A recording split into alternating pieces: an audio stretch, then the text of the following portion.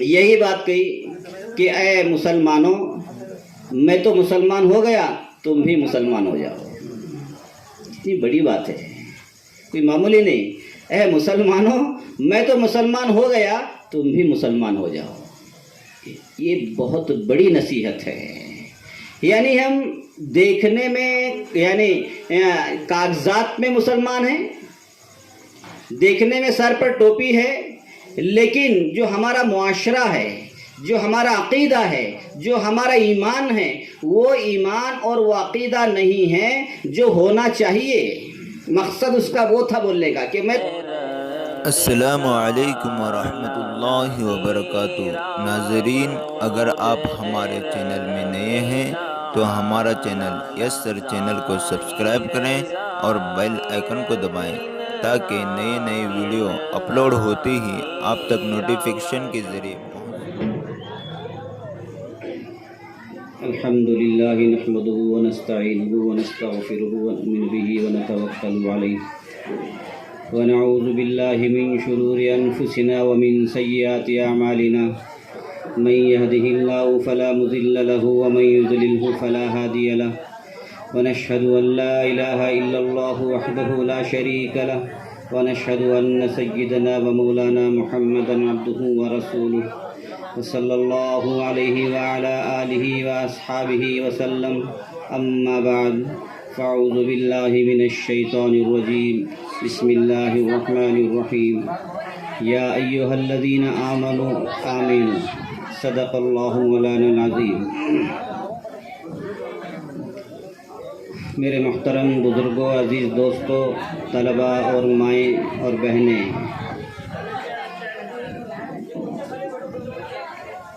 ماشاءاللہ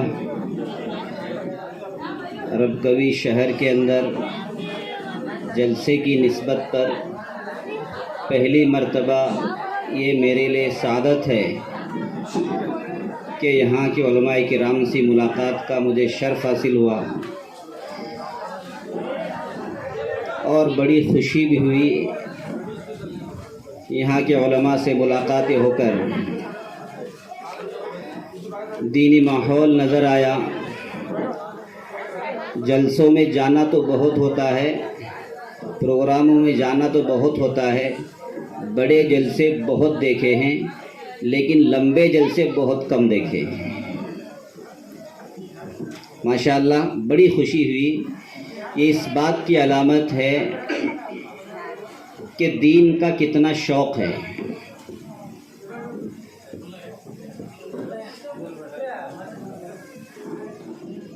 یہ قرب قیامت کے دور ہیں، ایام ہیں۔ ان ایام میں دینی چیزوں کی طرف رغبت ہونا یہ اندر کے ایمان کی گواہی دیتا ہے۔ وہ چاہے کمزور ایمان ہی ہو ہمارا، لیکن پھر بھی ایمان ہے، یہ اس بات کی علامت ہے، اس بات کا ثبوت ہے کہ ہم دینی مجالس میں اس انداز سے شریک ہو رہے ہیں جیسے کہ ہمیں طلب ہے۔ طلب کے ساتھ جس چیز میں شریک ہوا جاتا ہے، اللہ تعالیٰ پھر ہدایت کی توفیق دے ہی دے دیتے ہیں۔ صحابہ کرام کے اندر خاص جو بات تھی وہ طلب تھی۔ حضرت سلمان فارسی جیسی شخصیت، اتنے بڑے صحابی، فارس سے اللہ کے نبی کی خدمت میں تشریف لائے ہیں اور ایک طلب کے ساتھ ہی وہاں سے تشریف لائے ہیں۔ اسی لیے اللہ نے ان کو نوازا ہے، صحابیت کا وہ مقام دیا ہے۔ اللہ کے نبی نے ان کے لیے بہت بشارتیں دی ہیں۔ حضرت ابو بکر صدیق رضی اللہ تعالیٰ عنہ ایک دن شریک ہوا کرتے تھے اللہ کے نبی کی مجلس میں، دوسرے روز حضرت عمر فاروق رضی اللہ تعالیٰ عنہ شریک ہوا کرتے تھے۔ تو اس طرح سے باری باری طلب کے ساتھ شریک ہوا کرتے تھے۔ یہ نہیں کہ بھئی آج میں اگر بزی ہوں تو آپ چلے جاؤ، تاکہ اللہ کے نبی کی زبان سے جو باتیں نکلتی ہیں آپ اس کو سن کر مجھے بتا دیں، اگلے روز میں جاؤں گا، آپ سنیں، میں سنوں گا، آپ کو بتاؤں گا۔ یہ صحابہ کرام کی خاص چیز تھی کہ طلب ان کے اندر بہت تھی، اور طلب اور فکر جس قوم میں آ جاتی ہے پھر وہ قوم مرتی نہیں ہے، وہ قوم مردہ نہیں ہوتی۔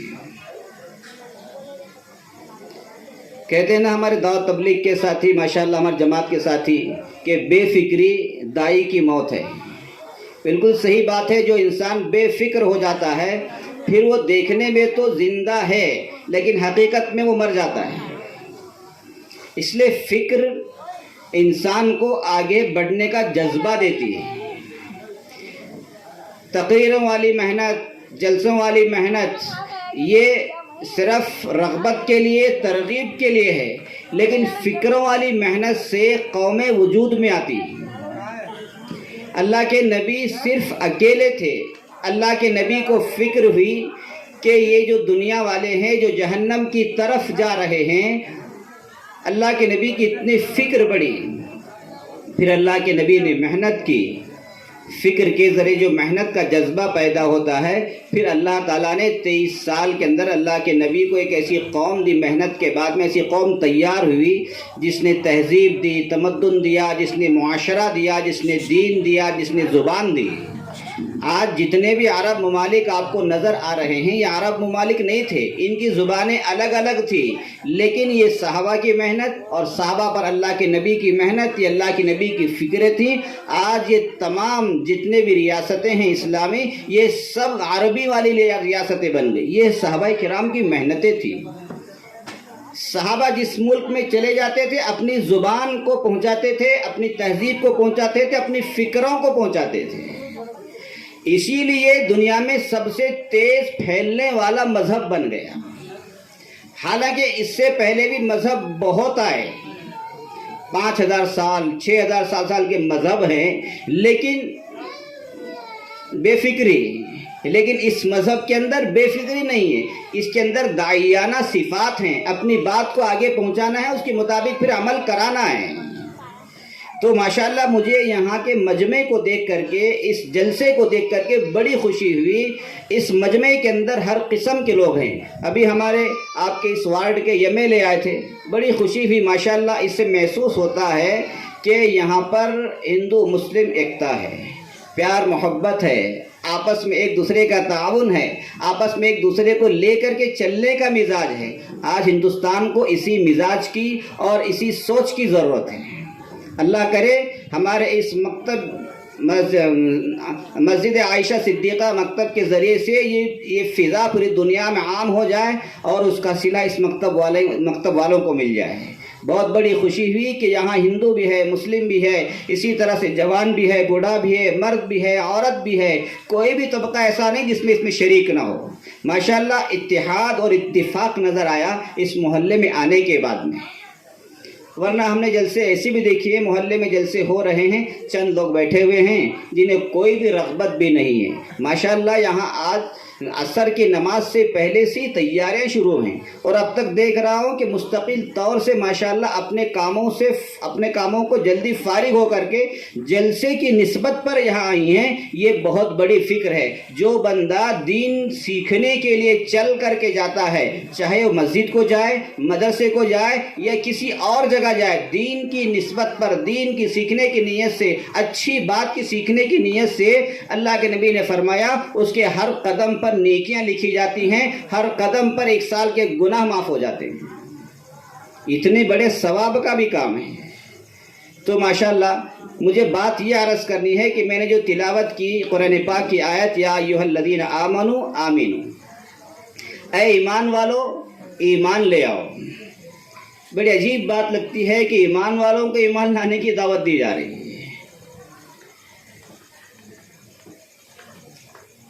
یوسف یوحنا ایک کرکٹر ہے، پڑوس ملک کا، کرسچن تھا. اب وہ اسلام کا مزاج داعیانہ مزاج ہے، دعوت دی، مسلمانوں کے کیریکٹر کو، اخلاق کو، ان کے معاشرے کو دیکھا اس نے ٹیم میں رہ کر کے. تو پھر اس نے کیا کیا؟ ایمان قبول کیا. کتنی بڑی بات ہے، ایمان قبول کیا. پھر اس نے یوسف یوحنا سے محمد یوسف نام رکھا. آج وہ محمد یوسف کے نام سے ہی پکارا جاتا ہے، بلایا جاتا ہے. تو جب اس نے ایمان قبول کیا تو ایک مسلمانوں کے مجمع میں اس کو لے جایا گیا جلسے پروگرام میں، اور اس سے کہا گیا کہ آپ ذرا نصیحت کریں کہ آپ نے ایمان کیسے قبول کیا. جب انہوں نے مکمل طریقے سے محمد یوسف جس کا نام یوسف یوحنا تھا، انہوں نے تمام مسلمانوں کو نصیحت کی، اس کے بعد میں کہنے کہ اور کچھ نصیحت کریں، اور کچھ نہیں، بس 2 لفظ میں کہنا چاہتا ہوں، بس اسی کو آپ مضبوطی سے تھام لیں۔ کیا بات کہی اس نے؟ یہی بات کہی کہ اے مسلمانوں، میں تو مسلمان ہو گیا، تم بھی مسلمان ہو جاؤ۔ اتنی بڑی بات ہے، کوئی معمولی نہیں۔ اے مسلمانوں، میں تو مسلمان ہو گیا، تم بھی مسلمان ہو جاؤ۔ یہ بہت بڑی نصیحت ہے۔ یعنی ہم دیکھنے میں یعنی کاغذات میں مسلمان ہیں، دیکھنے میں سر پر ٹوپی ہے، لیکن جو ہمارا معاشرہ ہے، جو ہمارا عقیدہ ہے، جو ہمارا ایمان ہے، وہ ایمان اور وہ عقیدہ نہیں ہے جو ہونا چاہیے۔ مقصد اس کا وہ تھا بولنے کا کہ میں تو مسلمان ہو گیا، مکمل طریقے سے مسلمان ہو گیا، میرے چہرے پر داڑھی سج گئی، مجھے دیکھ کر کے لوگ پہچانتے ہیں کہ یہ مسلمان ہیں۔ لیکن وہی بات نصیحت کر رہا ہے کہ اے مسلمانوں، تم بھی مسلمان ہو جاؤ، یعنی تم بھی مکمل عمل کرنے والے مسلمان بن جاؤ، معاشرت کے اعتبار سے، معاملات کے اعتبار سے، عبادت کے اعتبار سے، اور سب سے بڑی چیز عقائد کے اعتبار سے۔ آج مسلمانوں کو عقائد پر محنت کرنے کی بہت زیادہ سخت ضرورت ہے۔ پہلے ہماری جتنی بھی مائیں تھیں، اپنے گھروں میں بچوں کو عقیدہ سکھاتی تھی کہ اللہ ایک ہے، اللہ ایک ہے، وہی پالنے والا ہے، وہی زندگی دینے والا ہے، وہی موت دینے والا ہے، وہی خالق اور مالک ہے، وہی رزق دینے والا ہے، ہر اچھی اور بری تقدیر کا وہی مالک ہے۔ پریشانی مصیبت اسی کی طرف سے آتی ہے، راحت اور آسانی اسی کی طرف سے آتی ہے۔ یہ ہماری بوڑھی مائیں سکھاتی تھی اپنے بچوں کو، اسی لیے ان کا عقیدہ بن گیا تھا کہ جو بھی کچھ ہوگا وہ اللہ کی طرف سے ہوگا، اللہ کے بغیر کوئی چیز وجود میں نہیں آ سکتی۔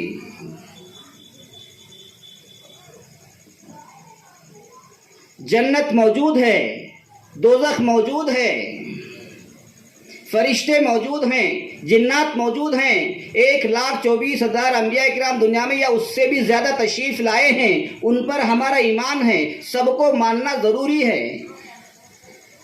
مرنے کے بعد قبر ہے، مرنے کے بعد عذاب ہے، مرنے کے بعد جنت اور دوزخ ہے، اچھے کاموں کی سزا جنت، اچھے کاموں کی جزا جنت کی شکل میں ہے، برے کاموں کی سزا جہنم کی شکل میں ہے۔ یہ مل کر کے رہے گی، یہ ہمارا عقیدہ ہے۔ ہم کیا کہتے ہیں؟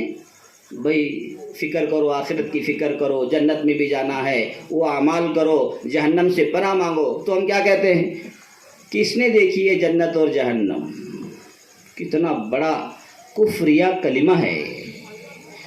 اللہ کے نبی نے دیکھی ہے جنت اور جہنم، اور انہوں نے ہم کو آ کر کے خبر دی ہے۔ یہ ہمارا یقین ہے، یہ ہمارا ایمان ہے، یہ ہمارا عقیدہ ہے۔ اللہ کے نبی جھوٹ بول نہیں سکتے، سچوں کے سچے صادق ان کا نام اللہ کے یعنی کفار مکہ نے دیا تھا کہ کبھی جھوٹ نہیں بول سکتے۔ اللہ کے نبی نے ہم کو بتایا، ہمارے قرآن نے ہم کو بتایا کہ جنت اور دوزخ موجود ہے، اور ہمارا عقیدہ یہ ہو کہ کس نے دیکھی ہے جنت اور جہنم۔ یعنی مطلب یہ ہے کہ کسی اعمال کے کرنے کی ضرورت نہیں۔ یہ شرکی عقیدہ ہے، یہ کفری عقیدہ ہے، یہ کفریہ زبان ہے، یہ شرکیہ زبان ہے۔ ایسے الفاظ سے بچنے کا نام ایمان ہے۔ حضرت تھانوی نور اللہ مرقدہ جو علماء کے سرخیل علماء دیوبند کے، وہ فرماتے ہیں ایمان کو لانا، ایمان قبول کرنا کمال ہے، لیکن ایمان کی حفاظت کرنا اس سے بڑا کمال ہے۔ ایمان کی حفاظت یہ بہت بڑی چیز ہے۔ حدیث شریف میں ہے قیامت سے پہلے ایسا دور آئے گا جس کو دجالی دور کہتے ہیں۔ اس دور کے اندر بندہ صبح کو مومن ہوگا، شام کو کافر ہو جائے گا، شام کو مومن ہوگا تو صبح کو کافر ہو جائے گا۔ یہ کیسے ہوگا؟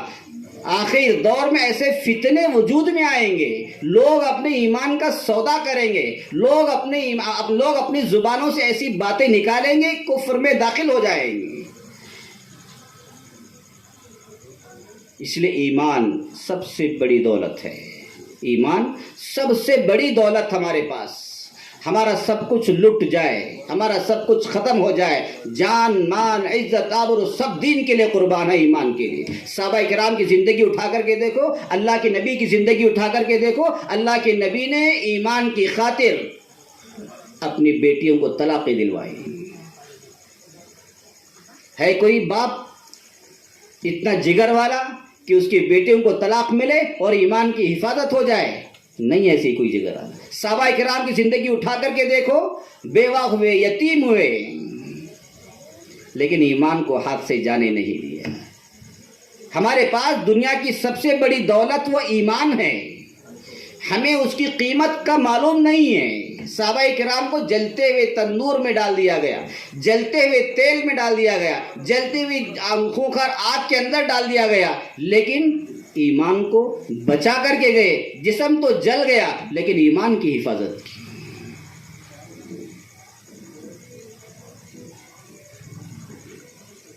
عیسائیوں نے مسلمانوں کے ایک بڑے جرنیل کو گرفتار کیا, بڑے خوبصورت جرنیل, نام میرے ذہن میں نہیں آ رہا ہے. ان کو گرفتار جب کیا جنگ کے موقع پر, تو بادشاہ نے کہا آپ تو قیدی بننے کے لائق نہیں, آپ تو بادشاہ بننے کے لائق ہیں.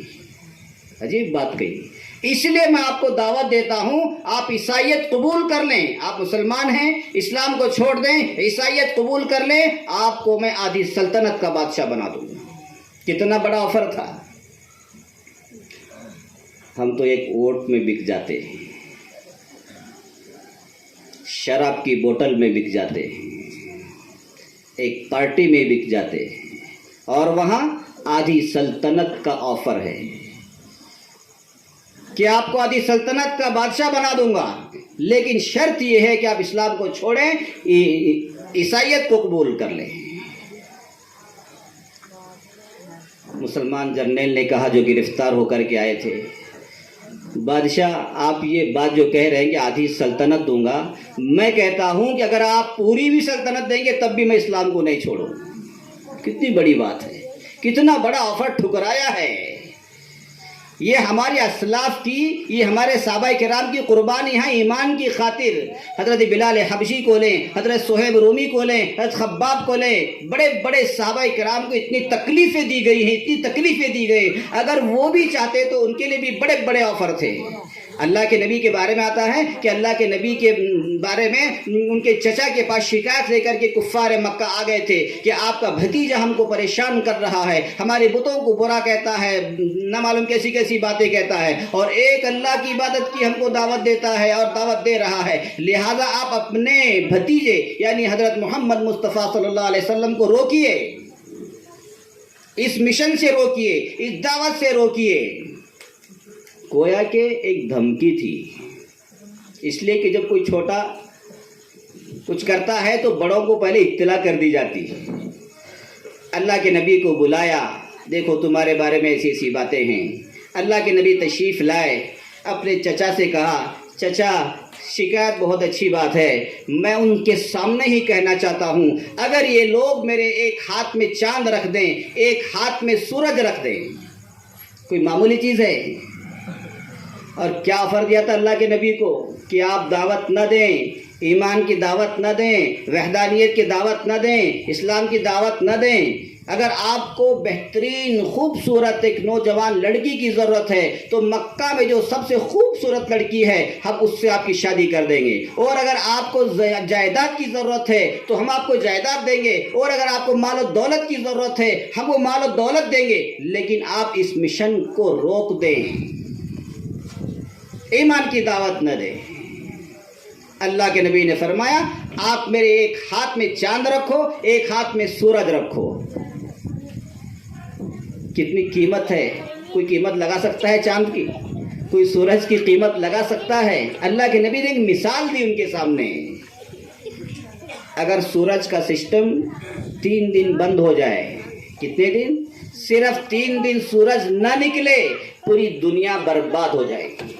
इतना पावरफुल सिस्टम सोलार सिस्टम है, इतनी कीमती चीज़ है। पूरी दुनिया का दारोमदार, पूरी कायनात का दारोमदार अल्लाह ने सोलार सिस्टम पर रखा है। उस वक्त अल्लाह के नबी ने बता दिया था कि तुम मेरे एक हाथ में चांद रखो, एक हाथ में सूरज रखो, तब भी मैं इस मिशन से बाज नहीं आऊँगा, ईमान की दावत पहुँचा करके रहूँगा। चुनांचे अल्लाह के नबी पर हालात आए, परेशानियाँ आई, लेकिन इस दावत से रुके नहीं हैं, ईमान की दावत से पीछे नहीं हटे हैं, इस्लाम की दावत से पीछे नहीं हटे हैं, इसलिए कि वो अल्लाह की मखलूक को जहन्नम से बचाने के लिए आए थे, जन्नत की तरफ ले जाने के लिए आए थे।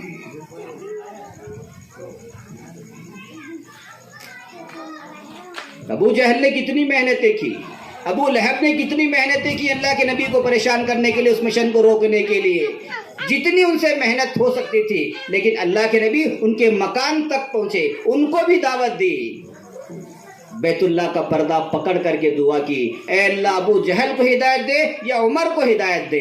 अबू जहल यानी अल्लाह के नबी बैतुल्लाह का पर्दा पकड़ करके हिदायत की दुआ मांग रहे हैं। अल्लाह के नबी को क्या ज़रूरत थी, अल्लाह के पास हाथ उठा करके दुआ कर सकते थे, अल्लाह सबको मोमिन बना दे, लेकिन हिदायत ये अल्लाह के हाथ में है।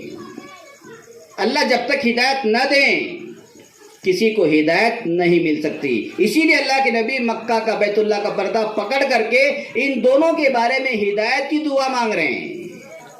अगर अल्लाह के नबी के हाथ में होती दोनों को दे देते। 2 रोज़ के बाद में अल्लाह के नबी की दुआ कबूल हुई, हज़रत उमर फारूक ईमान में दाखिल हो गए। ये अल्लाह के नबी की मुराद थी, तमाम सहाबा किराम मुरीद थे, हज़रत उमर फारूक अल्लाह के नबी की मुराद थी, इसलिए अल्लाह के नबी की दुआओं के ज़रिए जिनको ईमान मिला है उनका बड़ा मकाम हुआ। तो ईमान की दौलत को पहचाने, ये दुनिया चंद दिन की है, ये पैसा चंद दिन का है। हमने बड़े बड़े मालदारों को, बड़े बड़े करोड़ अरबोपतियों को इसी तरह सामान दुनिया में छोड़ते हुए जाते हुए देखा है, खाली हाथ जा रहे हैं, लेकिन सबको जाना पड़ रहा है। लेकिन ये माल, ये दौलत, ये आखिरत में काम आने वाली चीज़ नहीं है। काम आने वाली जो चीज़ है वो ईमान है। ये ईमान कहाँ से मिलेगा आपको, इस ईमान की हिफाजत कहाँ से होगी, ये असल चीज़ है। ईमान लाना बड़ी बात नहीं, ईमान की हिफाजत करना उससे बड़ी बात है। ये ईमान की हिफाजत के किले हैं, ये जो मकातिब चल रहे हैं हमारे, ये जो मदारिस चल रहे हैं, ये ईमान की हिफाजत के किले हैं। जो बच्चे इन किलों में दाखिल हो रहे हैं, इन मकातिब में पढ़ने के लिए आ रहे हैं, इन मकातिब के ज़रिए से उनकी ईमान की हिफाजत की जा रही है। नए नए सिलेबस आ रहे हैं, नए नए सिलेबस आ रहे हैं। अभी हम तो ख्वाब गफलत में सोए हुए हैं, बड़ी गहरी नींद में सोए हुए हैं। हमारे ईमान के उचकने की, हमारे ईमान के लुटेरे पूरी मुकम्मल तैयारी कर चुके हैं और हमें कुछ पता तक नहीं है कि आगे क्या होने वाला है।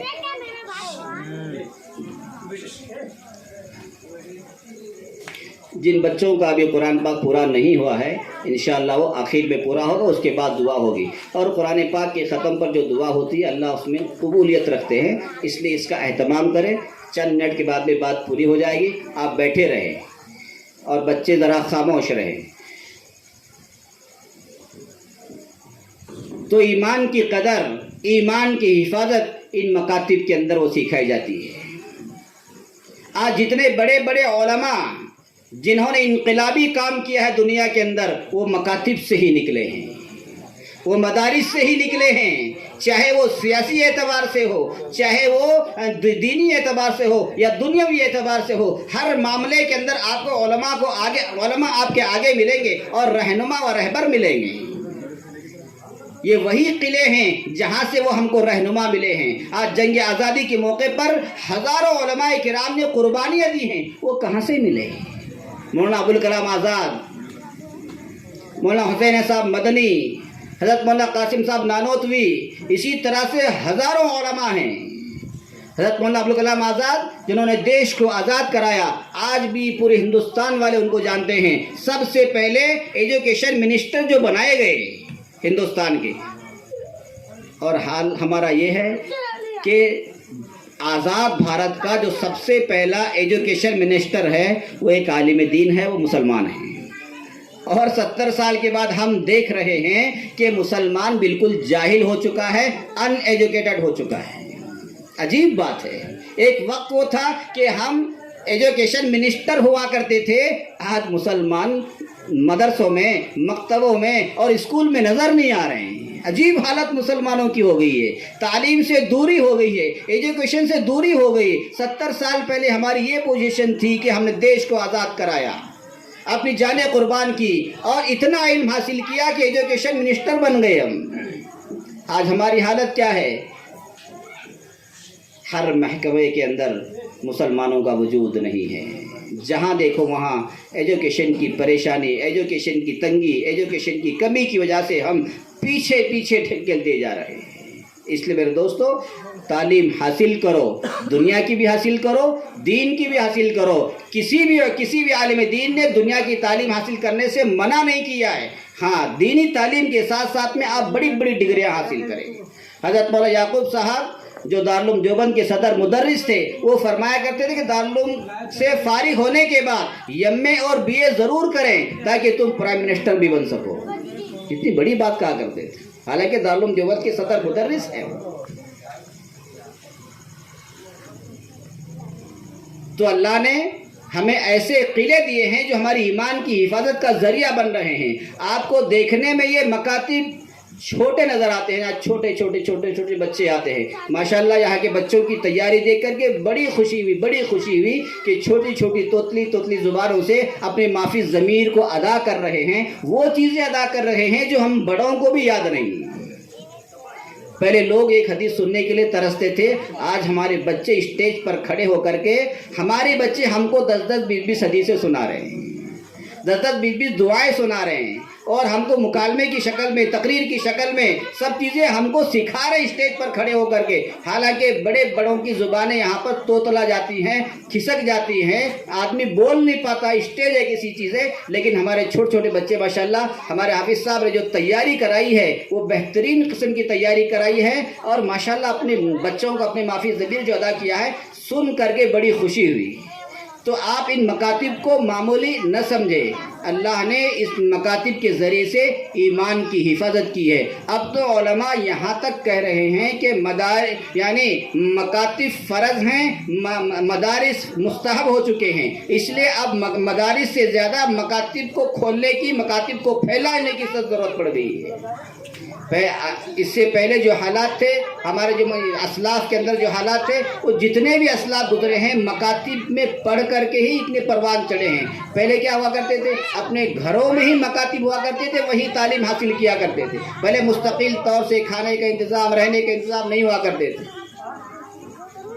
और वहाँ जो तरबियत हुआ करती थी, वहाँ जो ईमान की हिफाजत हुआ करती थी, वो अजीब व गरीब हिफाजत हुआ करती थी।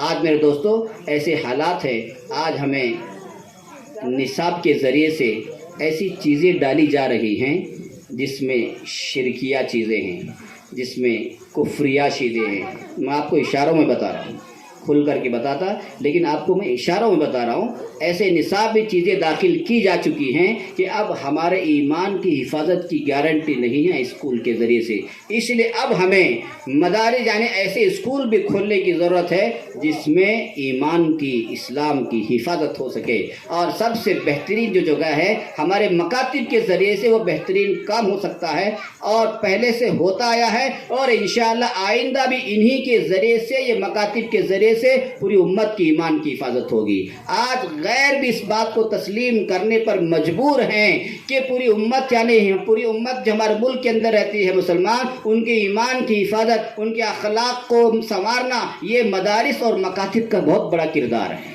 उनको पता है कि कितना बड़ा किरदार ये उम्मत में अदा कर रहे हैं, इसको गैर जानते हैं। इसीलिए हमें इन मकातिब पर बहुत ज़्यादा ज़ोर देने की ज़रूरत है। इन्हीं मकातिब के ज़रिए से वो बच्चे बन कर के बड़े होंगे, ये हमारा मुस्तकबिल हैं, ये हमारा फ्यूचर हैं।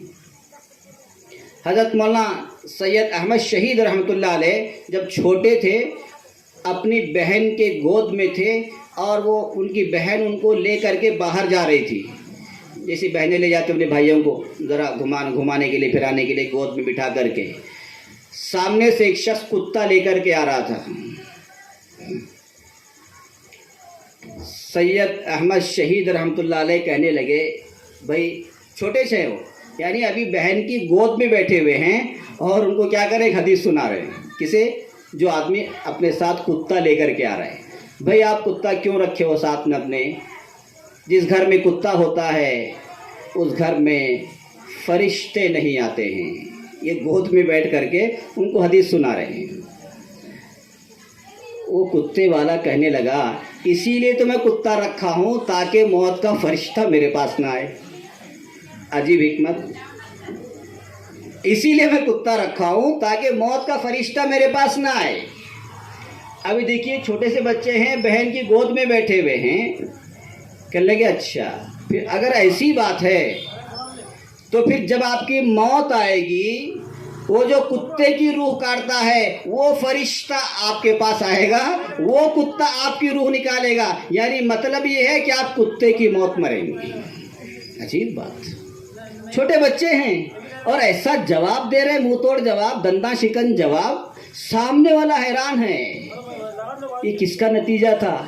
یہ ان کی بڑوں کی تربیت کا نتیجہ تھا، یہ ان کے بڑوں کے مکاتب کے انتظام کا نتیجہ تھا، جو وہاں پڑھ کر کے سیکھ کر کے پھر وہ انسان، وہ شخص جو چھوٹے بچپن میں سے جواب دیا کرتا تھا، آگے چل کر کے سید احمد شہید رحمۃ اللہ علیہ بن گئے، جو جنگ آزادی کے سرخیل تھے علماء میں سے ہمارے۔ ایک بچی ہے اپنے باپ کے ساتھ گئی ہے مچھلیاں پکڑنے کے لیے، اور باپ ادھر مچھلی پکڑتا ہے، وہ بھٹی میں ڈالتا ہے، اور یہ بچی نکال کر کے بھٹی سے پھر وہ دریا میں چھوڑ دیتی ہے، ندی میں چھوڑ دیتی ہے۔ ادھر باپ ادھر نکالتا ہے، مچھلی پکڑتا ہے، وہ بھٹی میں ڈال دیتا ہے، وہ بچی اٹھا کر کے بیچارے تڑپ رہی ہے، پھر پانی میں چھوڑ دیتی ہے۔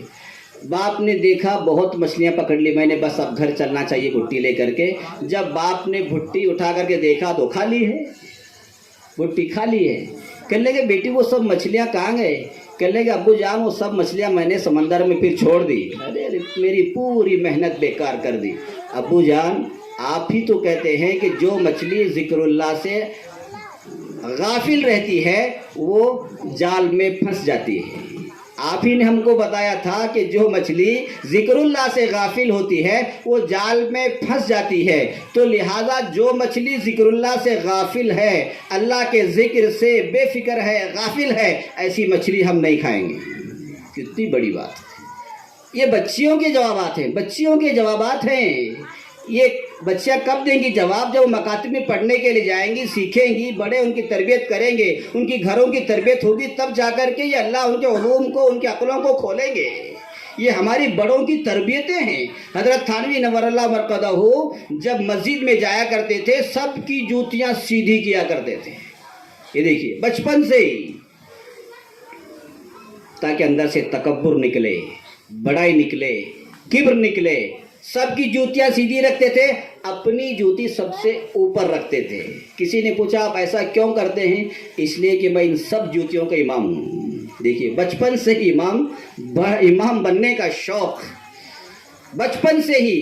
اور کبھی کبھی مسجد میں جا کر کے ممبر پر چڑھ جایا کرتے تھے، اکیلے خطبہ دینا شروع کر دیا کرتے تھے، یعنی بچپن سے ہی علم کا شوق، دین کا شوق۔ حضرت تھانوی نور اللہ مرقدہ کی بڑی لمبی زندگی ہے، اس کی 2800 تک کتاب انہوں نے لکھی ہے۔ ماشاء اتنا بڑا مصنف ہمارے زمانے میں نہیں پیدا ہوا ہے جنہوں نے تصنیف و تالیف کا حق ادا کر دیا ہے، اتنی بڑی شخصیت۔ اسی طرح حضرت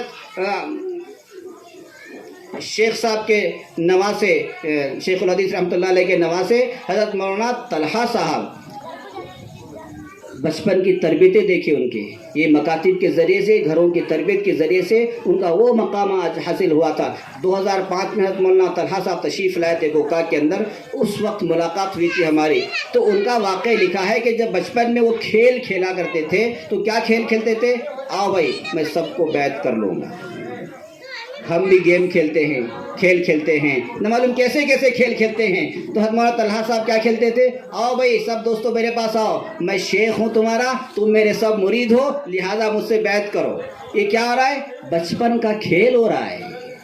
حالانکہ کتنی بڑی سوچ، آج تک ہم مرید نہیں ہو سکے کسی کے 50-60 سال کے ہو گئے، اور وہ بچپن میں ہی یہ شوق ان کو ہے کہ ہم کسی کے مرید ہو جائیں۔ حضرت مولانا حسین صاحب مدنی نور اللہ مرقدہ وہاں سے گزر رہے تھے، دیکھا سب کو مرید کر رہے ہیں شیخ صاحب، تو اس وقت فرمایا تم پیر صاحب ہو، बचपन में उनका नाम पीर साहब रख दिया, इसीलिए आज भी उनका नाम पीर तलहा के नाम से पुकारा जाता है। ये पीर जो लफ्ज़ था हज़रत मौलाना हुसैन साहब मदनी ने उनको इनायत किया था।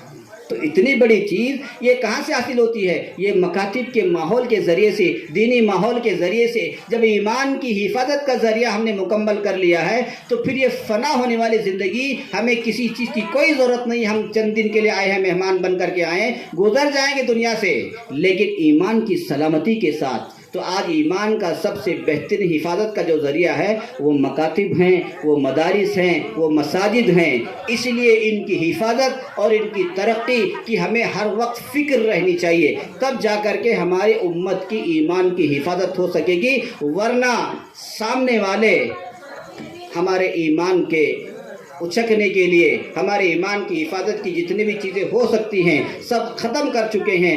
अब हमारे ईमान का यही एक ज़रिया है कि हम उनको रोज़ाना ईमान की दावत दें, ईमान सिखाएं, अक़ीदा सिखाएं, नबी के बारे में बताएं, दोज़ख के बारे में बताएं। वरना एक ऐसा मजमा तैयार हो जाएगा जो ये पूछेगा कि खुदा अगर है तो नज़र क्यों नहीं आता? तब आप क्या जवाब देंगे? हालांकि हर होने वाली चीज़ के लिए नज़र आना ज़रूरी नहीं। अब ये लाइट नज़र आ रही है, इसके अंदर करंट है। किसी ने आज तक करंट देखा है? लेकिन नहीं देखा है तो पकड़ करके देखो, पता चल जाएगा कि करंट है क्या नहीं है, लेकिन नज़र आता नहीं। फूल में खुशबू है, खुशबू आ रही है लेकिन नज़र नहीं आ रही है, लेकिन है ज़रूर। हर आदमी, अभी आपने हार पहनाए, ऐसा नहीं होना चाहिए कि हार पहनाए। जीतने के बाद हार अच्छा नहीं लगता, समझे?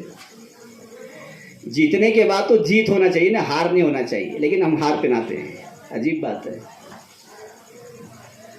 आदमी जीत जाता है लेकिन फिर हार पहनाते हैं उसे। इतनी मेहनत करके जीता है वो, आप फिर हार पहना रहे हैं उसको। इतने उसने हाथ जोड़े हैं, फिर हार पहना रहे हैं उसको। अजीब बात लगती है।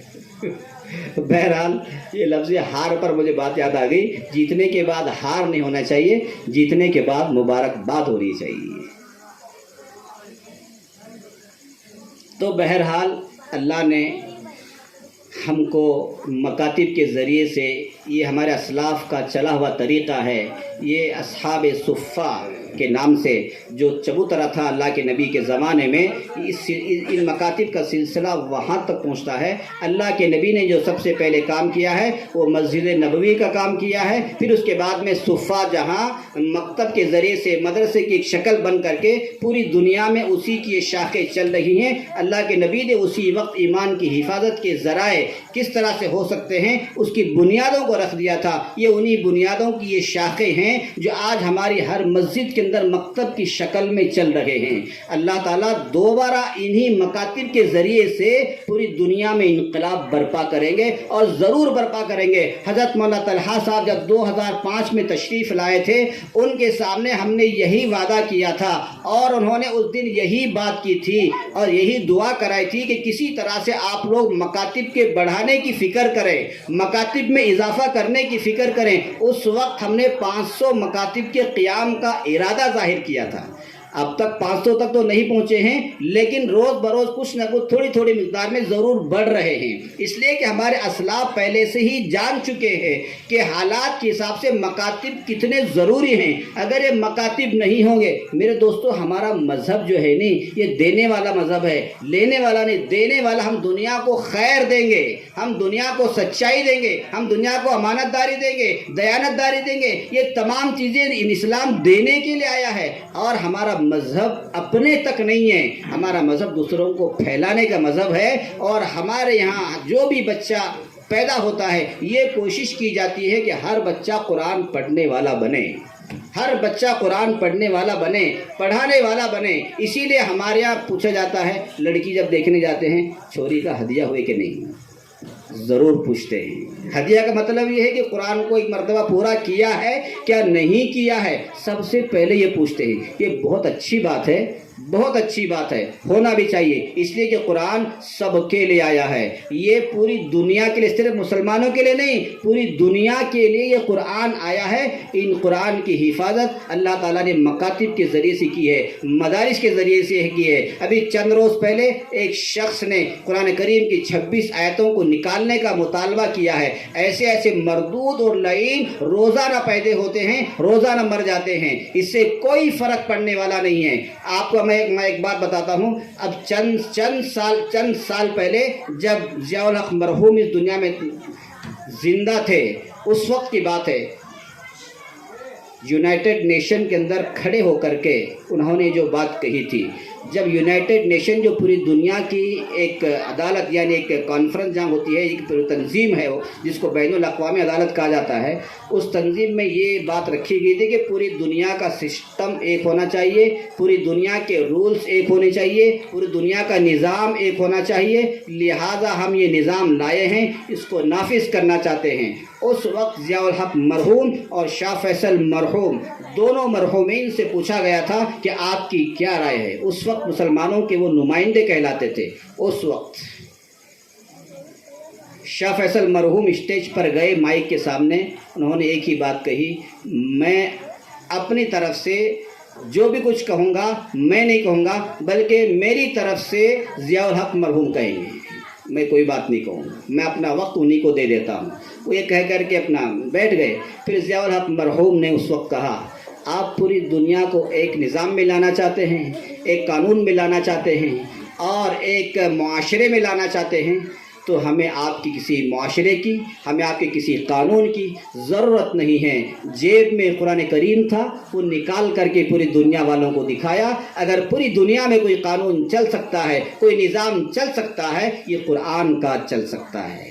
یہ معمولی چیز نہیں یونائٹڈ نیشن میں کھڑے ہو کر کے کہنا، یہ گردے ہمت و گردے والوں کی بات ہوتی ہے۔ تو یہ وہ قرآن ہے جو ہمیشہ سے حفاظت میں رہا ہے اور قیامت تک حفاظت میں رہے گا، اور قرب قیامت یعنی قیامت سے 40 سال پہلے اللہ تعالیٰ پھر دوبارہ قرآن پاک کو اپنے پاس اٹھائیں گے۔ اس لیے قرآن کو پڑھو، قرآن کو اٹھائے جانے سے پہلے۔ حضرت مولانا قاری طیب صاحب رحمۃ اللہ علیہ فرماتے ہیں، جب قرب قیامت میں قرآن پاک دوبارہ اٹھایا جائے گا، جو لوگ قرآن پر عمل کرنے والے ہوں گے وہ اس سے چمٹ جائیں گے، اللہ تعالیٰ اس رسی کو جو پکڑ لے گا وہ جنت میں جائیں گے۔ کتنی واعتصموا بحبل اللہ کی تفسیر میں لکھتے ہیں۔ اس لیے میرے دوستو، یہ قرآن ہمارے پاس امانت ہے، اس کی حفاظت ایسے لوگ دنیا میں پیدا ہوئے ہیں، ہوتے رہیں گے، بکواس ہے، بکواس کرتے رہیں گے، یہ پولیٹکس ہے، اپنے کوئی ذاتی مسئلے ہیں وہ دین کے نام پر اچھالتے رہے ہیں۔ ہمیں مایوس ہونے کی ضرورت نہیں ہے۔ اس سے پہلے بڑے بڑے لوگوں نے، بڑے بڑے فتنوں نے سر اٹھایا ہے، اور کسی نے سورہ توبہ کے نکالنے کی مانگ کی ہے، کسی نے پورے قرآن پر پابندی کی مانگ کی ہے، کسی نے کہا، وہ قرآن شریف کے اندر ہے، فَأَبَوْا أَن يُزَيِّفُوهُمَا، یعنی جب موسیٰ علیہ السلام اس بستی کے اندر تشریف لائے، تو وہاں کے لوگوں نے مہمان نوازی سے کرنے سے انکار کر دیا۔ فَأَبَوْا أَن يُزَيِّفُوهُمَا، تو انہوں نے انکار کر دیا، تو اس بستی والوں کی برائی قرآن کریم میں وہ بیان ہو رہی ہے۔ ایک نبی کی انہوں نے مہمان نوازی نہیں کی، تو وہ سب بستی کے سب لوگ اس وقت کے خلیفہ کے پاس گئے۔ ہم یہ چاہتے ہیں کہ قرآن کریم کے اندر فَأَبَوْا جو ہے اس کو فَأَبَوْا ہٹا کر کے فَأَتَوْا کر دیں آپ، ہماری بستی کا نام روشن ہو جائے گا، ہماری بستی پر جو دھبا ہے وہ دھل جائے گا۔ صرف آپ یہ کریں کہ نیچے کا نقطہ اٹھا کر کے اوپر لگا دیں۔ کیا کریں؟ فَأَبَوْا کے بجائے فَأَتَوْا کر دیں، یعنی مہمان نوازی کے لیے پوری بستی والے آئے۔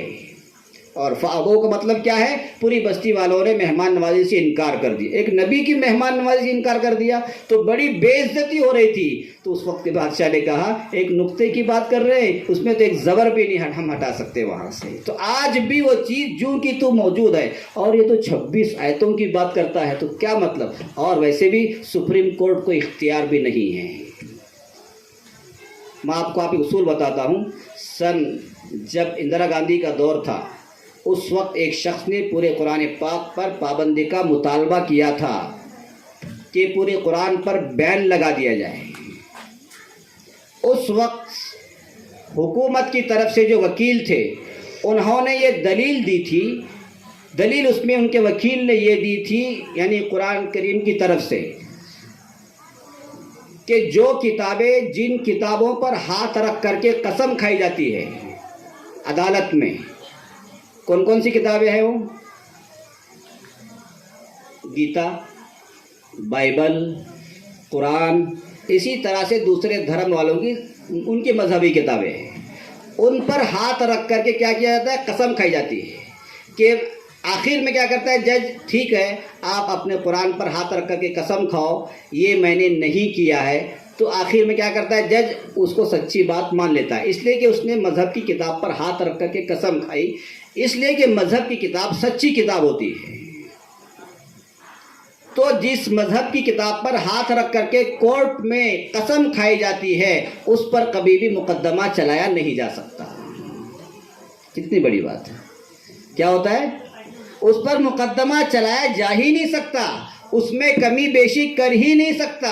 یہ آج سے کئی، یعنی اندرا گاندھی کے دور میں یہ فیصلہ کورٹ کا ہو چکا ہے، وہ تو پورے قرآن پاک پر پابندی تھی، آج تو 26 آیتوں کی بات ہے، کون سنے گا؟ سپریم کورٹ بھی اس کو خارج کرے گا۔ اسی لیے جہاں جہاں بھی منوی دی گئی ہے، میمورنڈم دیا گیا ہے، سپریم کورٹ کو ہی یہ کہا گیا کہ آپ اس مقدمے کو خارج کریں اور آپ یہ مقدمے پر سماعت نہیں کر سکتے، اس لیے کہ قانون کے خلاف ہو جائے گا۔ ہر مذہب والے کو مذہب پر آزادی ہے، مذہب پر مذہب پر چلنے کی آزادی ہے، جیسے ہندوؤں کو آزادی ہے اسی طرح مسلمانوں کو آزادی ہے، کرسچنوں کو آزادی ہے، سکھوں کو آزادی ہے، اپنی اپنی مذہبی کتابوں کو پڑھنے کی، پھیلانے کی، ہر قسم کی آزادی ہمیں قانون نے دی ہے۔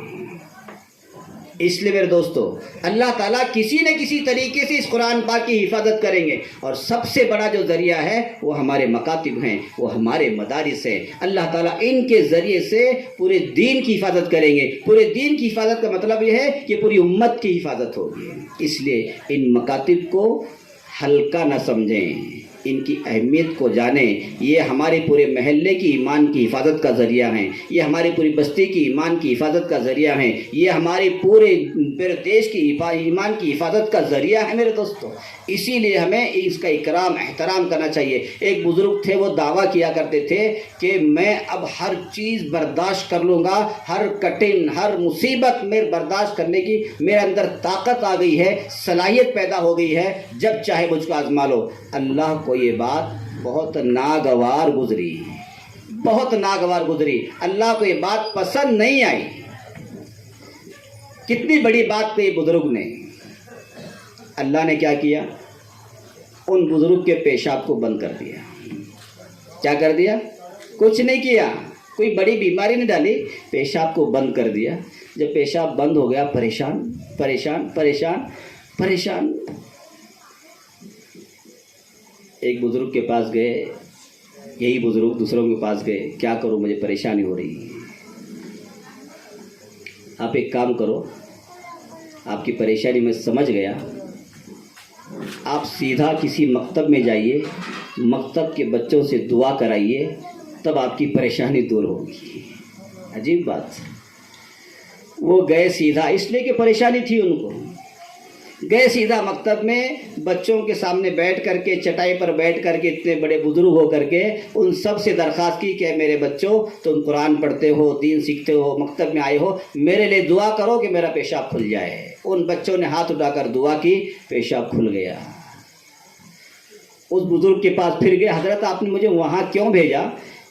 اس لیے کہ وہاں اللہ تعالیٰ دین کی، ایمان کی حفاظت کرتے ہیں، تو وہاں جسمانی امراض کی حفاظت بھی اللہ نے رکھی ہے، اور تمہارے اندر بڑائی آ گئی تھی، کبر آ گیا تھا کہ میں ہر مصیبت پریشانی میں برداشت کر سکتا ہوں۔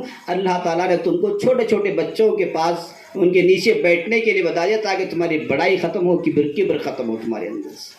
تو اللہ نے وہ مقام دیا ہے۔ ماشاءاللہ یہاں مکتب جو چل رہا ہے، بڑی مجھے خوشی ہوئی، اللہ خوب جزائے خیر دے۔ اسی طرح سے ہماری مائیں ہیں، ہماری مائیں سے میں درخواست کرتا ہوں، نمازوں کی پابندی کریں، عبادتوں کی پابندی کریں، روزوں کی پابندی کریں۔ سامنے رمضان کریم آ رہا ہے، ہمیں رجب سے ہی اس کی تیاری کرنے کا حکم ہے۔ اللہم بارک لنا فی رجب و شعبان و بلغنا رمضان۔ اللہ کے نبی نے 2 مہینے پہلے سے رمضان کی تیاری اور اس کے لیے برکت کی دعا رجب اور شعبان کے لیے اور رمضان تک پہنچنے کے لیے اللہ کے نبی دعا کر رہے ہیں، تو ہمارے سامنے ایک بہترین ایک مہینہ آنے والا ہے، عبادت کا مہینہ۔ مردوں کے لیے تو باہر بہت کام ہوتے ہیں، وہ نکل جاتے ہیں روزے کی حالت میں، لیکن عورتوں کے لیے روزہ رکھنا بھی آسان ہے، اور روزے کی حالت میں قرآن پاک کی تلاوت کرنا، ذکر کرنا اور دوسری عبادت کرنا بہت آسان رہتا ہے۔ اس لیے میں ہماری مائیں بہنوں سے درخواست کرتا ہوں کہ رمضان کے مہینے کی تیاری ابھی سے شروع کر دیں۔ یہ جو شعبان کا جو مہینہ ہوتا ہے، اللہ کے نبی نے فرمایا کہ شعبان میں خوب روزے رکھا کرو، خوب روزے رکھا کرو، تاکہ رمضان سے آنے سے پہلے عادت ہو جائے روزے رکھنے کی۔ ہاں، رمضان سے 1-2-3 روز پہلے روزوں کو بند کر دو تاکہ پھر فریش ہو کر کے رمضان کے روزے رکھے جا سکے۔ حضرت رابعہ بصریہ رحمۃ اللہ علیہ بہت بڑی اللہ والی ہیں، بہت بڑی اللہ والی ہے، بہت بڑی اللہ والی ہے۔ حسن بصری کے دور کی بہت بڑی اللہ والی ہے۔ حسن بصری رحمۃ اللہ علیہ پانی پر مصلی بچھا کر کے نماز پڑھ رہے تھے، پانی پر اپنے مریدین کو لے کر کے۔ وہاں سے رابعہ بصریہ گزر رہی تھی، دیکھا وہ حسن بصری اپنی کرامت دکھا رہے ہیں، تو رابعہ بصریہ نے مصلی منگایا، ہوا پر بچھایا۔ پانی میں کچھ تو سپورٹ ہوتا ہے، لیکن رابعہ بصریہ نے ہوا پر مصلی بچھایا، نماز پڑھنے لگی۔ اتنی بڑی اللہ والی تھی، اتنی بڑی اللہ والی تھی۔ جوانی میں شادی ہو گئی، شوہر سے کہا کرتی تھی وہ، اے میرے شوہر، بہت عبادت گزار تھی، بہت عبادت گزار۔ اپنے شوہر سے کہتی تھی، اگر آپ کو میری ضرورت ہے تو میں بستر لگاتی ہوں، اور اگر میری ضرورت نہیں ہے میں مصلی بچھاتی ہوں۔ کتنی بڑی بات ہے۔ یہی طریقہ ہمیں بھی اپنانا چاہیے۔ شوہر کے بھی حقوق ادا کرنے ہیں، ادھر اللہ کے بھی حقوق ادا کرنے ہیں۔ ضرورت شوہر کی ہے، شوہر کو بیوی کی ضرورت ہے، بستر لگایا جائے، ضرورت نہیں ہے تو پھر مصلی بچھایا جائے۔ یہ رات کے مصلی سوار تھے، دن کے گھڑ سوار لوگ تھے، اسی لیے پوری دنیا ان کے قدموں میں آ کر کے گر گئی تھی۔ اتنی بڑی اللہ والیہ۔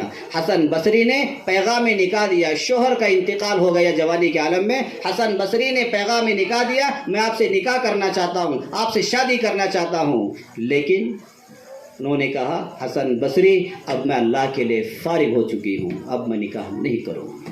پوری زندگی اسی طرح سے گزار دی، اللہ کی عبادت کرتے کرتے کرتے کرتے کرتے آخر میں جب بوڑھی ہو گئی، بالکل بوڑھی ہو گئی، نصیحت کر کے انتقال کر کے، اللہ کے واسطے اگر جوانی میں شوہر کا انتقال ہو جائے ضرور شادی کر لیں، لیکن آپ میری طرح سے بغیر شادی کے نہ رہے، اس لیے کہ اللہ تعالیٰ ایسی طاقت کسی کسی کو دیتے ہیں۔ تو اس لیے میری مائیں بہنیں، سامنے رمضان کریم آ رہا ہے، رمضان مبارک آ رہا ہے، تلاوت کا بہترین موقع ہے، بہترین موقع ہے، اس کو اپنے ہاتھ سے جانے نہ دیں۔ اور دوسری چیز، اپنی ماؤں سے میں کہتا ہوں، اپنے بزرگوں سے کہتا ہوں، ماشاءاللہ 70 بچے ہیں، مکانات شاید 70 ہوں گے کم از کم، 33 مکانات، تو ماشاءاللہ ایک مکان سے 2 بچے ہو گئے، بہت بڑی بات ہے۔ بعض جگہ مکان زیادہ ہوتے ہیں، بچے تھوڑے ہوتے ہیں، ماشاءاللہ یہاں بچے زیادہ ہیں، مکان کم ہے، لگتا ہے کہ برکت ہے خوب یہاں پر، بڑی خوشی ہوئی، اللہ اور برکت دے۔ آئندہ جب آپ کی دوبارہ زیارت ہوگی تو انشاءاللہ 140 بچے ضرور ہونے چاہیے، ضرور ہوں گے انشاءاللہ۔ نسل کو بڑھانا ہے، تزوج الودود الولود، ایسی عورتوں سے نکاح کرو جو زیادہ بچے دینے والی ہوں اور محبت کرنے والی ہوں، امت میں اضافہ ہوگا۔ تو بہرحال تو ہمیں اس مکتب کی خوب قدر کرنے کی ضرورت ہے۔ اور ماشاءاللہ اسی کے ساتھ ایک بات اور میں بتانا چاہتا ہوں کہ آپ جیسے بچوں کا مکتب چلا رہے ہیں، تعلیم بالغان بھی ضرور چلائیں۔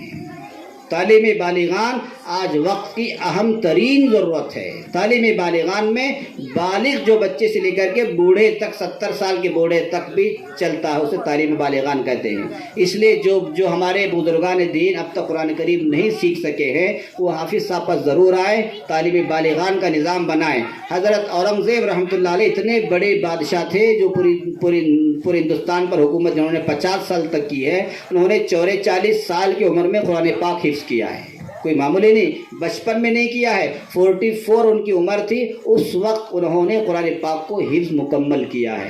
اسی لیے قرآن پاک پڑھنے کے لیے، دین سیکھنے کے لیے کوئی عمر نہیں ہے۔ جب ہم دارالعلوم دیوبند میں پڑھتے تھے اس وقت ایک وکیل آئے، انہوں نے آ کر کے دارالعلوم دیوبند میں داخلہ لیا، ان کی عمر پوچھی گئی تو 70 سال تھی۔ کتنی عمر تھی ان کی؟ 70 سال میں وہ دارالعلوم دیوبند میں پڑھنے کے لیے آئے ہیں، اور چند ہی سال رہ کر کے، 2-3 سال رہ کر کے حافظ قرآن بن کر کے، حافظ کی سند لے کر کے وکیل ریٹائر 70 سال کی عمر میں اپنے وطن کو واپس گئے۔ تو یہ ہے جذبہ دین کے سیکھنے کا۔ دین کے سیکھنے کے لیے کوئی عمر نہیں ہے، اس لیے ان مکاتب کی خوب قدر کریں، مکاتب میں پڑھانے والوں کی قدر کریں، ان کی تمام چیزوں کا خیال رکھیں، ان کی ضرورتوں کا خیال رکھیں، اس لیے کہ وہ آپ کے ایمان کی حفاظت کر رہے ہیں، آپ کے ایمان کی حفاظت کا ذریعہ بن رہے ہیں، وہ آپ کے بچوں کو پڑھا رہے ہیں، وہ آپ کے معلم ہیں، مدرس ہیں، سکھانے والے ہیں۔ معلم کا بہت بڑا درجہ ہے۔ اللہ کے نبی نے فرمایا انا بعثت معلما، میں معلم بنا کر کے بھیجا گیا ہوں۔ یہ اللہ کی نبی کی صفت ہے، یہ ہمارے معلمین کے اندر موجود ہے، یہ نبی کے وارث ہیں۔ آپ ان کا جتنا اکرام کریں گے، احترام کریں گے، اللہ تعالیٰ آپ کے گھروں میں برکت دے گا، آپ کی عمروں میں برکت دے گا، آپ کے محلے میں برکت دے گا۔ اللہ آپ کے اس برکت کی وجہ سے آپ کی نسلوں میں برکتیں آئیں گی۔ عمل کریں گے بھائی؟ تو بولو تعلیم بالغان کے لیے کون کون تیار ہیں؟ بچے تو ماشاءاللہ آئیں گے ہی، تعلیم بالغان بڑے لوگ بولے، بڑے لوگ ہاتھ اٹھائیں، بڑے لوگ ماشاءاللہ، اللہ سب کو قبول کرے۔ ایک تعلیم بالغان کا مکتب ضرور ہونا چاہیے، حافظ صاحب اس کو ضرور پڑھائیں گے۔ ہمارے مولانا محسن صاحب ہیں، مولانا عبد الرحمن صاحب ہیں، مولانا منیر صاحب وغیرہ ماشاءاللہ یہاں کے ذمہ داروں میں سے ہیں۔ وہ یہ بیٹھ کر کے ایک پورا ایک تعلیم بالغان کا نظام بنائیں گے۔ بھئی بڑوں کو اس لیے کہ بڑا آدمی شرمتا ہے پڑھنے کے لیے، لیکن یہاں کسی قسم کی کوئی شرم نہیں ہے ہمیں، بلکہ قرآن پاک کو اپنے سینے میں اتارنا ہے۔ حدیث شریف میں ہے جس کے سینے میں قرآن ہوتا ہے اسے جنت کی آگ چھو نہیں سکتی۔ تو ہمیں جنت یعنی جہنم کی آگ چھو نہیں سکتی، تو ہمیں جہنم سے آگ سے بچنے کے لیے قرآن پاک کو ضرور سیکھنا ہے۔ ٹھیک ہے بھائی، جن لوگوں نے ہاتھ اٹھایا ہے وہ حافظ صاحب پاس نام لکھا ہے، انشاءاللہ وہ چند ہی دنوں میں اس کا پورا نظام بنائیں گے۔ سامنے رمضان بھی آ رہا ہے، بہترین قرآن پاک کے سیکھنے کا موقع ہے۔ جہاں سننے کا سنانے کا موقع ہے وہیں سیکھنے اور سکھانے کا بھی موقع ہے۔ اللہ ہم سب کو عمل کرے۔ میں ہمارے جو میزبان ہیں ماشاءاللہ جنہوں نے دعوت دی ہے ان کا میں بہت بہت شکر ادا کرتا ہوں، جنہوں نے مجھے یہاں آنے کی سعادت دی، علماء سے ملاقاتوں کا موقع ملا۔ آپ حضرات کی محبت ماشاءاللہ جو اتنی دیر تک بیٹھے ہوئے ہیں، حالانکہ ابھی تو کھانے کا وقت ہے، پھر بھی آپ لوگ ماشاءاللہ بات سننے کے لیے دین کی نسبت پر بیٹھے ہوئے ہیں، میں آپ کی قدر کرتا ہوں۔ اللہ آپ کو جزائے خیر دے۔ بھئی بچوں کا ختم قرآن ہوگا، تکمیل قرآن ہوگا، اس کے بعد مختصر دعا ہوگی، بیٹھے رہے، کوئی بھی نہ اٹھے، قرآن پاک پورا ہو رہا ہے۔ اعوذ باللہ من الشیطان الرجیم، بسم اللہ الرحمن الرحیم، الم تر کیف فعل ربک باصحاب الفیل، الم یجعل کیدہم فی تضلیل، وارسل علیہم طیرا ابابیل ترمیہم بحجارۃ من سجیل فجعلہم کعصف مأکول۔ سورۃ قریش مکیہ۔ بسم اللہ الرحمن الرحیم، لإلاف قریش إیلافہم رحلۃ الشتاء والصیف، فلیعبدوا رب ھذا البیت الذی أطعمہم من جوع وآمنہم من خوف۔ سورۃ الماعون مکیہ۔ بسم اللہ الرحمن الرحیم، أرأیت الذی یکذب بالدین، فذلک الذی یدع الیتیم ولا یحض علی طعام المسکین، فویل للمصلین الذین هم عن صلاتهم ساہون، الذین هم یراءون ویمنعون الماعون۔ سورۃ الکوثر مکیہ۔ بسم اللہ الرحمن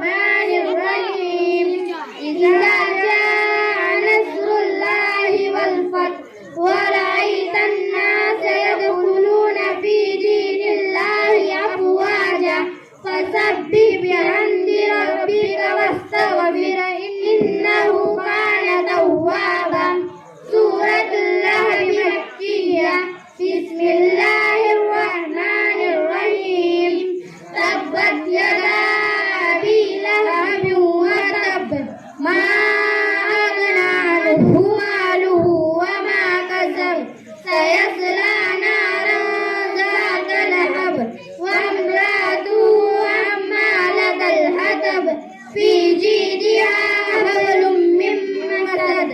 سورة الإخلاص مكية. بسم الله الرحمن الرحيم. قل هو الله أحد الله الصمد لم يلد ولم يولد ولم يكن له كفوا أحد. سورة الفلق مكية. بسم الله الرحمن الرحيم. قل أعوذ برب الفلق من شر ما خلق ومن شر غاسق إذا وقب ومن شر النفاثات في العقد ومن شر حاسد إذا حسد. سورة الناس مكية. بسم الله الرحمن الرحيم.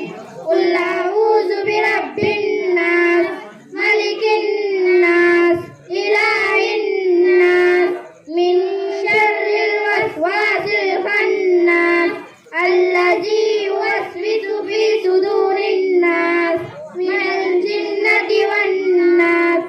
اللهم عانس وحشتي في قبري. اللهم ارحمني بالقرآن العظيم واجعله لي إماما ونورا وهدى ورحمة.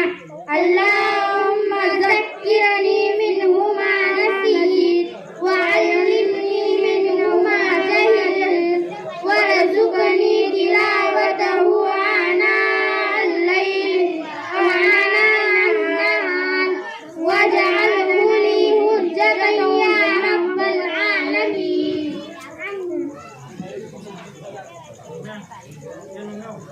فاتحة مكية. بسم الله الرحمن الرحيم. الحمد لله رب العالمين الرحمن الرحيم مالك يوم الدين. إياك نعبد وإياك نستعين. اهدنا الصراط المستقيم صراط الذين أنعمت عليهم غير المغضوب عليهم ولا الضالين. آمين. سورة البقرة مدنية. بسم الله الرحمن الرحيم. ألف لام ميم. ذلك الكتاب لا ريب فيه هدى للمتقين الذين يؤمنون بالغيب ويقيمون الصلاة ومما رزقناهم ينفقون والذين يؤمنون بما أنزل إليك وما أنزل من قبلك وبالآخرة هم يوقنون أولئك على هدى من ربهم وأولئك هم المفلحون. صدق الله العظيم.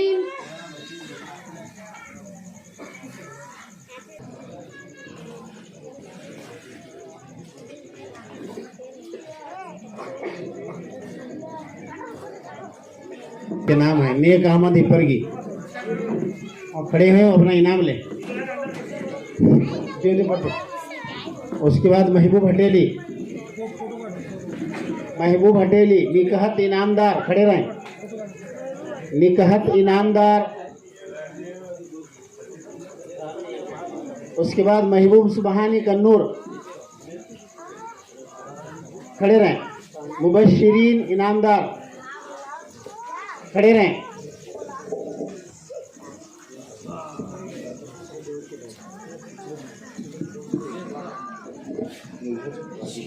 निजहत बागी महबूब हिप्परगी बीबी हागरा जमादार रिहान तांबोळे उमेरा तांबोळे सानिया ऐनापूर तैयबा कन्नूर,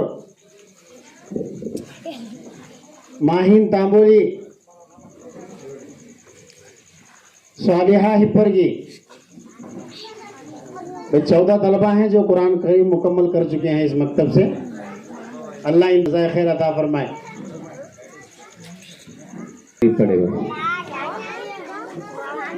अल्लाहुम्मा सल्लि अला मुहम्मद व अला आलि मुहम्मद कमा सल्लैता अला इब्राहीम व अला आलि इब्राहीम इन्नका हमीदुम मजीद। अल्लाहुम्मा बारिक अला मुहम्मद व अला आलि मुहम्मद कमा बारकता अला इब्राहीम व अला आलि इब्राहीम इन्नका हमीदुम मजीद। अल्लाहुम्मा अंतस सलाम व मिनकस सलाम तबारक या ज़ल जलालि वल इकराम। रब्बना आतिना फिद दुनिया हसनतन व फिल आखिरति हसनतन व क़िना अज़ाबन नार। रब्बना ज़लमना अनफुसना व इल्लम तग़फिर लना व तरहमना लनकूनन्ना मिनल ख़ासिरीन। रब्बना ला तुज़िग़ क़ुलूबना बअद इज़ हदैतना व हब लना मिन लदुनका रहमतन इन्नका अंतल वह्हाब।